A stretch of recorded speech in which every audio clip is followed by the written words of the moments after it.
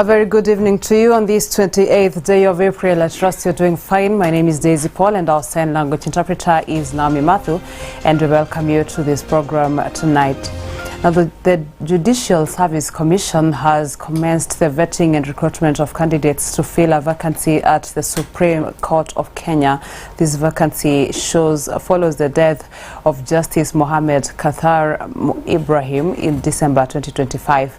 The JSC has shortlisted 5 candidates for the position: Justice Katwa Kigen, Court of Appeal Judge, and Washege Kiratu Makori, former IPOA chairperson; Justice Joseph Sagon, High Court Judge; Justice Francis Tuyot, Court of Appeal Judge; and Justice Mohamed Wasame, Court of Appeal Judge. Using subsidiary legislation to limit the plain meaning of a constitutional provision. How does it come in? Thank you, my Lord. My understanding of subsidiary legislation is that it operationalizes, so that it breaks down the main constitutional provisions. So the subsidiary legislation intent is to operationalize the constitutional provision, give it clarity, give it explanation. So I wouldn't say that the subsidiary legislation is invalidating the Constitution, but bringing clarity to the constitutional provision by guiding whoever may want to use that law on how to operationalize the particular constitutional provision. A certain party is not being diligent, or is being careless, or is frustrating his own case, the judge would probably still have to keep quiet, because short of that, then you would be seen to be taking sides. Now, when you come to the functioning of the oxygen rules, I think Section 3 or Rule 3 in the Court of Appeal and Rule 1 in the Civil Procedure Act and Article 159 of the Constitution, when you look at the requirements of those sections, it is such that it requires the judge now to come out of that very neutral position and to say, what is the justice of this issue, both in terms of procedure and substance? And if injustice will obtain as a result of keeping quiet, the judge is entitled to on his own, or to require the parties to participate in ensuring the court is fully informed on all the facts and the law, and to arrive at a decision. President William Ruto has been on development projects and high-level meetings today in Nairobi, where he has opened the 24th COMESA Summit at KICC, attended the Mining Investment Conference and Expo, and visited Kibra constituency for school infrastructure inspection. During this tour, the president reiterated his dedication to uniting the country, saying this is the reason he teamed up with the late Raila Odinga of the Orange Democratic Movement to form the broad-based government. Marian Junior School, shule ambayo ilianzishwa 1991, na wewe umesema katika mpango wako wa kujenga madarasa 23,000. Ati hapa mnamwambia rais kitu gani? Ati mnamwambia nini? Ati Kibera mnasema kuzindua rasmi. Tumpigie makofi tafadhali. Makofi kwa Mheshimiwa Rais.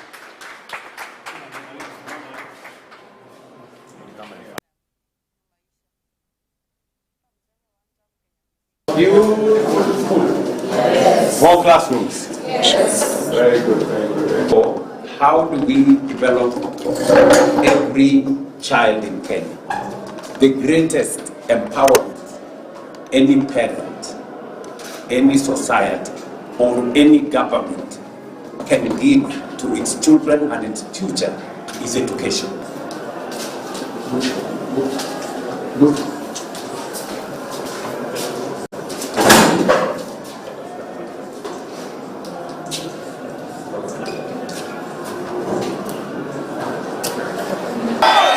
Mheshimiwa Rais, tunasema tuko na wewe maana wewe umejipanga.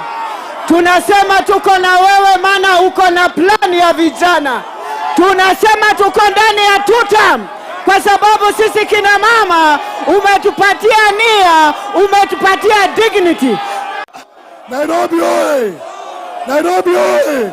Tunashukuru rais kwa kutembea Kibra, tunakukaribisha na tunasema tuko broad based na ni tutam. Kibra oye! Nionyesheni kwa mikono tutam. Karibu sana. Hii ni safari umepanga kwa muda. Tunakukaribisha na hapa Kibra na Lang'ata. Story ni moja na ni tutam. Wapi tutam?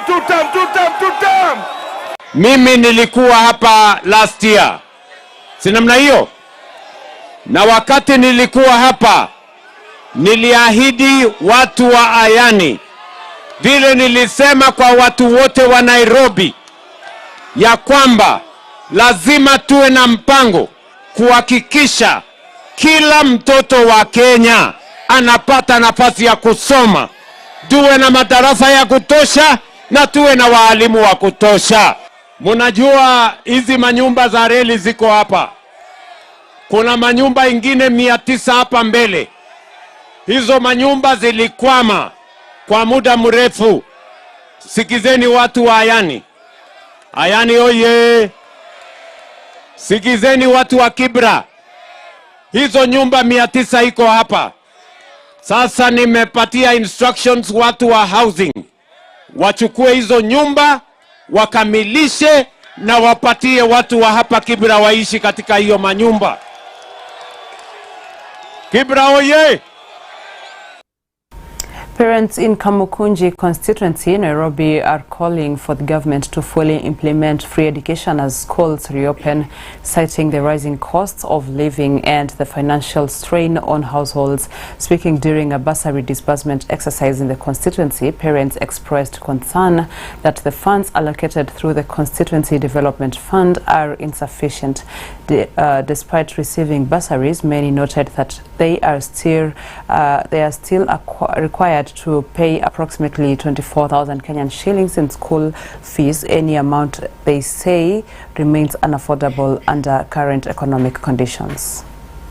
As schools across the country continue preparing for the second term, parents from Kamukunji constituency in Nairobi are calling on the government to fully implement free education.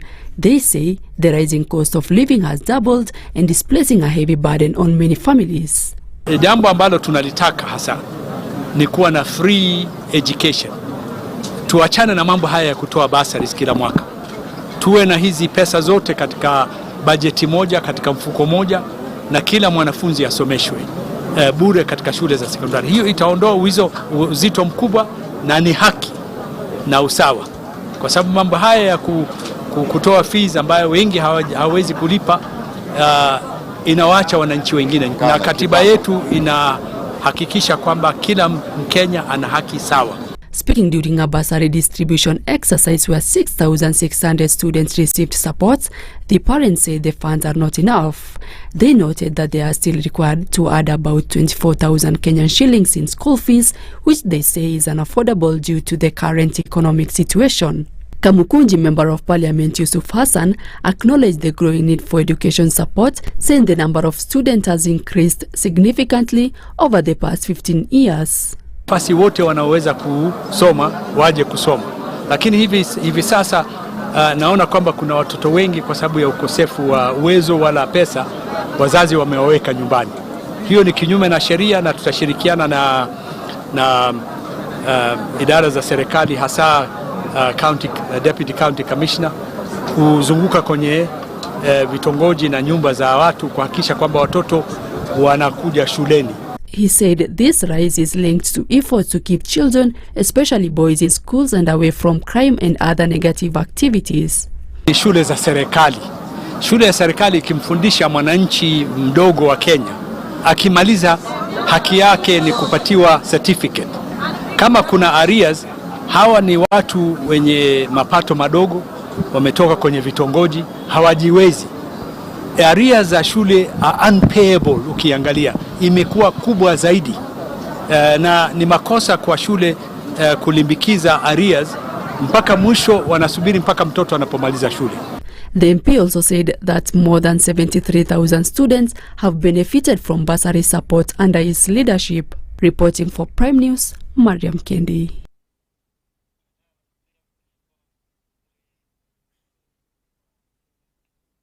Kenya Industrial Property Institute has launched a youth-led MSME project that aims at supporting, mentoring and training Kenyan youth on intellectual property rights. According to KIPI chairperson Alan Kosgei, the launch is in line with President William Ruto's commitment last year when he met the head of the World Intellectual Property Organization and announced support for MSME and establishment of World Intellectual Property Organization Youth Academy. Kenya Industrial Property Institute KIPI has launched a youth-led MSME project that aims at supporting, mentoring and training Kenyan youths on intellectual property rights. According to KIPI chairperson Alan Kosgei, the launch is in line with President William Ruto's commitment last year when he met the head of the World Intellectual Property Organization WIPO and announced support for the MSMEs and establishment of a WIPO Youth Academy. Are taken advantage of. They come up with innovations. They perform well in sports. But they do not know that they are supposed to protect these creations. And therefore, the Institute, that is Kenya Industrial Property Institute, is charged with the responsibility of ensuring that we guide our people, we help them protect the inventions, the utility models. Those who are in business, they need to improve the products that they are using. With calls for concerted efforts to create awareness among innovators on protecting their creation amid increasing legal battles involving misuse of intellectual property. When they improve on them due to new technology and other things, they come to KIPI and they are assisted on how to protect these things. Again, together with our sister entities, the Anti-Counterfeit Authority, with the Kenya Copyright Board. This is an annual event where we all come together to sensitize this year our sportsmen and women and all those in the sporting fraternity on the importance of protecting the intellectual property rights on all areas touching on sports, be they running kits, shoes, branding, and to better brand Kenya as a sporting country, as a sporting nation. Reporting from Mwangaza Prime News, Margaret Kamau. Meru County Governor Isaac Mutuma has officially launched a plan to provide porridge to kindergarten students in all public schools within the county. Speaking during the launch, he launched a plan to provide porridge to kindergarten students, especially in areas affected by drought. He explained that many students come from disadvantaged families, a situation that contributes to some of them not attending classes. The county government, he added, has allocated a total of 54 million Kenyan shillings to achieve the implementation of the project.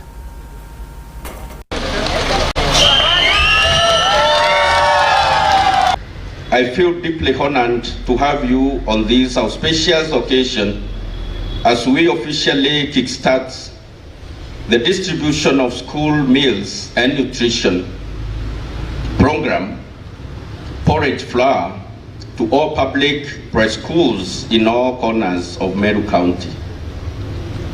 As we are all aware, in Meru County there are some areas which are marginalized and lying within pockets of poverty, and in some seasons learners suffer starvation as a result of massive crop failure. As a result, many of our families may find it difficult to feed their children and sustain them in schools. The program will be rolled out through direct delivery of hygienically, safely packed, fortified quality porridge flour to all these public ECD centers in Meru County. In this financial year, the county government of Meru has set aside Kenya shillings 54 million to implement this program. There are 784 public ECD centers with a total population of 63,946 in both PP1 and PP2. Each learner will be provided with a mug of fortified porridge each school going day. The implementation of school meals and nutrition program has been a long journey, which started with identification of needs through a public participation in development of CIDP, and then slotted in the ADP, or Annual Development Plan, in Meru County. No child's dream shall be limited by hunger.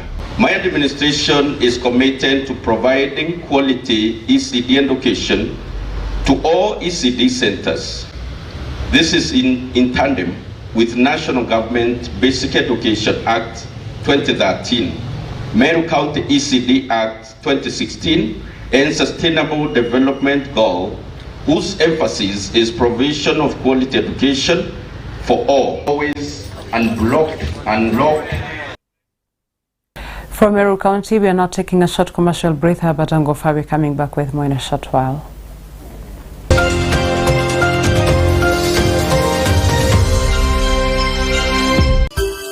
Unatazama Mwangaza TV, tumaini lako.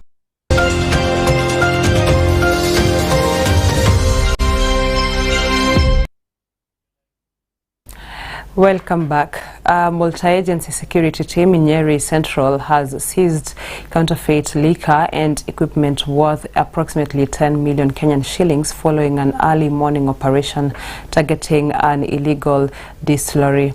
Nyeri Central Deputy County Commissioner Maina Ngonyi said the operation, which began at 3 a.m., was informed by intelligence from members of the public.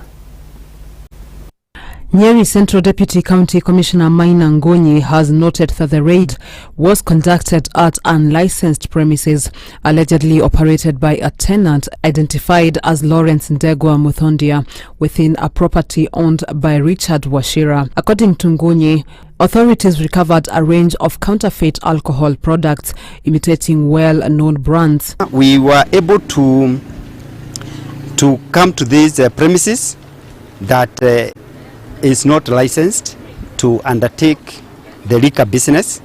We were able, this premises is owned by one Richard Wachira Maina, who is the landlord of these premises, but the tenant who was operating these premises or this kind of a business is known as Lawrence Ndegwa. We have the consignments of counterfeit products that we were able to nab this morning. The team also seized 260 liters of ethanol stored in jerrycans suspected to have been used in the manufacture of illicit alcohol, alongside 2 bottling machines and over 300 empty crates. In addition, the authorities recovered millions of counterfeit excise stamps worth millions of shillings. A vehicle believed to have been used in the distribution of the illegal products was also impounded during the operation. Ngonyi warned that the counterfeit alcohol poses serious health risks, particularly to young people. He urged the public to remain vigilant while continuing to share information with authorities. These counterfeit products are having a lot of serious effects to our young people, and these products, including the drugs, they are adding up, they are forcing the community, the young people to take their own lives or even die in a very mysterious circumstances. A total of 17 young people from Bungoma County have received letters to join NYS in an effort to achieve their dreams. On receiving the letters, the Senator-elect in Bungoma County, Consolata Wakwabubi, has advised the beneficiaries to be careful in fulfilling the demands of NYS in order to give themselves employment opportunities in the near future. As I seek to serve as your women representative, God willing, my mission is clear. Kazi kwa vijana, nguvu kwa kina mama, usalama kwa watoto. We will expand youth employment through NYS, TVET and Ajira Digital, empower women traders with capital, training and better markets, and protect our children through fair bursaries and school feeding programs. Bungoma doesn't need handouts. It needs systems that work, from Mount Elgon to Webuye. I'm ready to deliver leadership that uplifts every home. Za watu kuendelea kurejesta kura ili tuweze kuhamasisha wale ambao hawajafanya hivyo waweze kutekeleza jambo hilo. Wakati vijana wetu wanakuwa empowered, tunajua kwamba our future is very bright. Kwa hivyo tunasema asante sana kwa barua hizi ambazo umepatia vijana wetu, na naomba ya kwamba vijana wetu muende mwakilishe vizuri sana seneta wetu pale wakati mnaenda kutrain. Na tunaomba ya kwamba pia kwa nafasi ya walimu endelea kutetea maslahi ya walimu ukikuwa pale. Hizi barua zitasaidia pakubwa sana kwa vile tunavyoelewa siku hizi hata watu wengi wale employers unapo apply huwa na consider priority wanapewa wale ambao wametoka katika NYS. Kwa hivyo hawa recruits wetu ambao wanaenda katika NYS wana bahati sana. Juzi pia tumeona kwamba kuna proposal ya kusema kwamba wale ambao wanatoka NYS wawe wakilinda government installations. So we want to believe this one is a step ahead, na hawa ndugu zangu na madada zangu ambao wanachukuliwa siku ya leo huenda wakakuwa baadhi ya watu wa kwanza kuajiriwa katika hiyo policy. With that report, we come to the end of this program. Many thanks for staying with